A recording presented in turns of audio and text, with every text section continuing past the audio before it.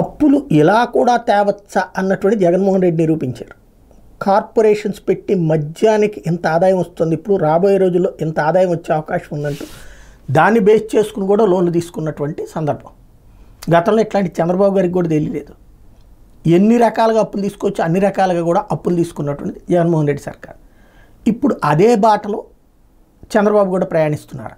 ఎందుకంటే పోర్టుల మీద వచ్చే ఆదాయం ఆ పోర్టుకి లేదా కేంద్ర ప్రభుత్వానికి పోతుంది, ట్యాక్సులు మాత్రం ఆంధ్రాకి వస్తాయి. కానీ ఆ పోర్టుల పేరుతో లోన్స్ తీసుకునేటటువంటి ప్రయత్నం, అంటే పోర్టుల విస్తరణ పేరుతో లోన్స్ తీసుకునే ప్రయత్నం చేస్తున్నారు. అట్లాగే టిడ్కో ఇళ్ల పేరుతో వాస్తవంగా ఆల్రెడీ ప్రజల దగ్గర నుంచి లోన్ తీసుకున్నారు, అట్లాగే ప్రజల పేరు మీద లోన్ తీసుకున్నారు, అట్లాగే కేంద్ర ప్రభుత్వం డబ్బులు తీసుకున్నారు. ఇప్పుడు లోన్స్ తీసుకోవడం దాని పేరుతో ఒక లోన్ కావచ్చు, అట్లాగే ఎలక్ట్రికల్ కాన్సెప్ట్ని బేస్ చేసుకుని దాని మీద వచ్చేటటువంటి రెవెన్యూ బేస్ చేసుకుని లోన్స్ తీసుకోవడం కావచ్చు.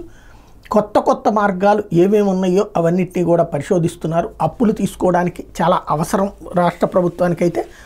ఆ అప్పులు తీసుకోవాలి అంటే కొన్ని కొత్త కాన్సెప్టులు ఏమన్నా తయారు చేయాల్సినటువంటి అవసరం ఉంది.